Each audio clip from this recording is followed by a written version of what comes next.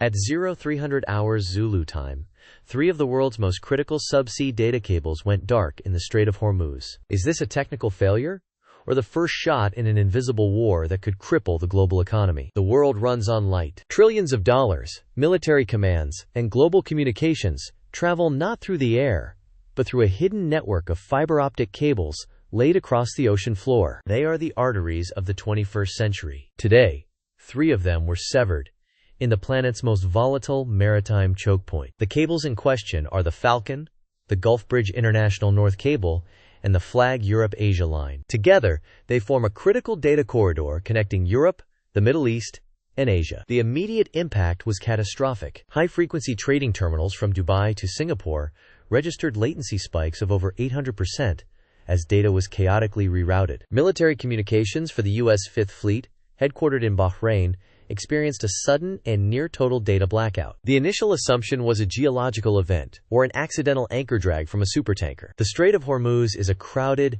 difficult waterway. Accidents happen, but the data does not support an accident. Seismic sensors, operated by the United States Geological Survey, registered a non-geological shockwave just moments before the outage. The signature is not consistent with an earthquake or submarine landslide. It is, however, consistent with a small, focused, high-energy detonation, a shaped charge designed for a precise cut. The strikes were not random. They were simultaneous, targeting 3 distinct cables separated by several kilometers of seabed. This was a coordinated, deliberate act of sabotage. The world is under attack, but the weapon is invisible, and the enemy has left no fingerprints. This brings us to our first rehook. 3 minutes into this crisis, the evidence points away from an act of God and toward an act of war. How will this affect your investments and the price of oil, when trillions of dollars in transactions are now being rerouted through slower, less secure channels? The initial market reaction will be chaos, but the secondary effects on supply chains and military readiness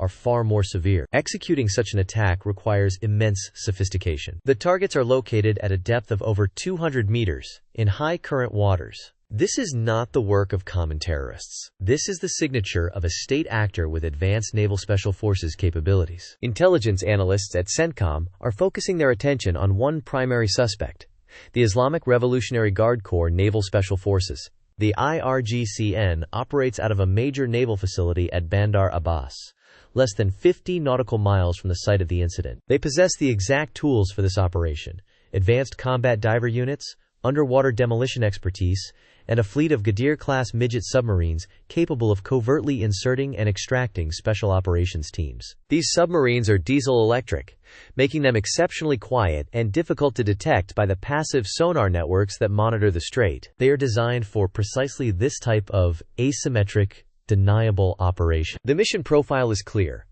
approach submerged, deploy combat divers to plant shaped charges with precision timers, and exfiltrate, leaving behind nothing but confusion and economic paralysis. The arteries of finance are severed. Military command is deaf. The world is blind. This strategy is a core component of Iran's Mosaic defense doctrine. It avoids direct military confrontation, where it is outmatched, and instead focuses on exploiting the West's technological and economic vulnerabilities. By attacking the unseen infrastructure that underpins global finance and military power, Tehran can inflict immense damage with near-perfect plausible deniability. They know the West cannot retaliate against a ghost. The immediate consequence for the U.S. Fifth Fleet is a severe degradation of its command and control network. While satellite communications provide a backup, they lack the immense bandwidth of fiber optic cables. This means the flow of high-definition drone surveillance footage, signals intelligence data, and other mission-critical information is reduced from a fire hose to a garden hose. In a region where response times are measured in seconds, this data starvation is a crippling vulnerability. It blinds the fleet's intelligence, surveillance, and reconnaissance capabilities at the most critical moment. This leads to our second rehook. 6 minutes into this briefing, Signals Intelligence has now intercepted encrypted burst communications from an IRGC naval base in Bandar Abbas moments after the cables went offline. The transmission was short, a burst of data that went silent immediately. With the primary evidence buried 200 meters beneath the waves, how can the West prove culpability and retaliate against an enemy that leaves no fingerprints? The challenge now is one of attribution. A deep-sea repair and investigation operation would take weeks, if not months. By the time a submersible reaches the damaged cables, Any forensic evidence will have been washed away by the strong currents. The enemy knew this. The operation was designed to be technically untraceable. This is the very definition of 21st-century hybrid warfare. It is a gray zone conflict, fought not with missiles and tanks, but with deniable actions that cripple an opponent's core systems. The goal is not to win a battle, but to create systemic chaos and strategic paralysis. To make the cost of operating in the region intolerably high for the United States and its allies. The economic fallout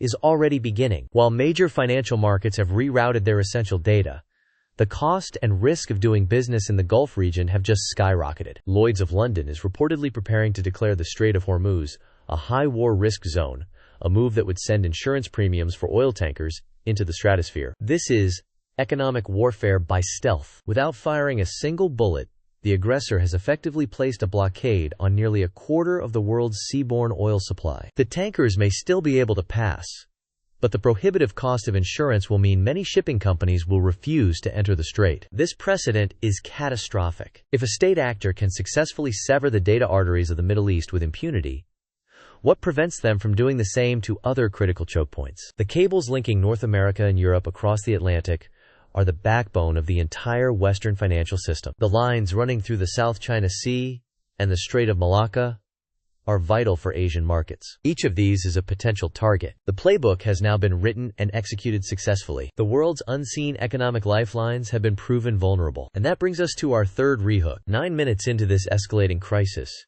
insurance and shipping consortiums are now flagging the Strait of Hormuz with the highest possible risk rating, effectively paralyzing a significant portion of commercial tanker traffic without a single shot being fired. As global supply chains begin to seize, what happens when this covert tactic is applied to the cables connecting North America and Europe? The response from Washington and Brussels is complicated by the deliberate ambiguity of the attack. A conventional military strike against Iran without definitive, public-facing proof would be seen as an act of unprovoked aggression, potentially shattering fragile alliances in the region. Diplomatic condemnation is toothless. Economic sanctions have already been applied to their maximum effect. The Western powers are caught in a strategic trap. To do nothing is to signal weakness and invite further, more brazen attacks on critical infrastructure. To retaliate militarily is to risk a full-scale regional war that would send oil prices to over $200 a barrel and shatter the global economy. This is the exact dilemma the architects of this attack intended to create. Inside the Pentagon,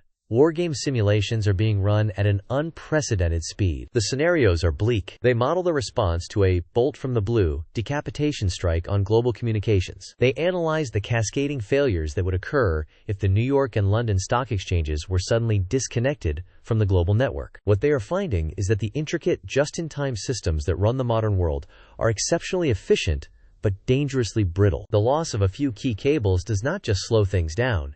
It triggers a chain reaction of failures across logistics, finance, and military command structures. A new report from the Office of Naval Intelligence has just landed on desks inside the National Security Council. It does not describe the attack that just happened. It describes the next target. The intelligence suggests the operation in the Strait of Hormuz was not the main event. It was a dress rehearsal. The target was never the cable itself. The target was the Western decision-making cycle. The attack was a meticulously planned experiment to measure exactly how long it takes for NATO, the Five Eyes, and global financial institutions to react to a decapitating infrastructure strike. How long does it take for intelligence to be confirmed? For leaders to convene? For a consensus on attribution to be formed? They now have their answer. And this brings us to the most chilling revelation in the report, and our fourth rehook, 11 minutes into this crisis. What if the goal was never to sever the connection, but to control it? The ONI believes the operation wasn't about destruction, but infiltration. The burst transmission from the IRGC base wasn't a mission-complete signal. It was an activation key. The theory is that a parasitic hardware implant,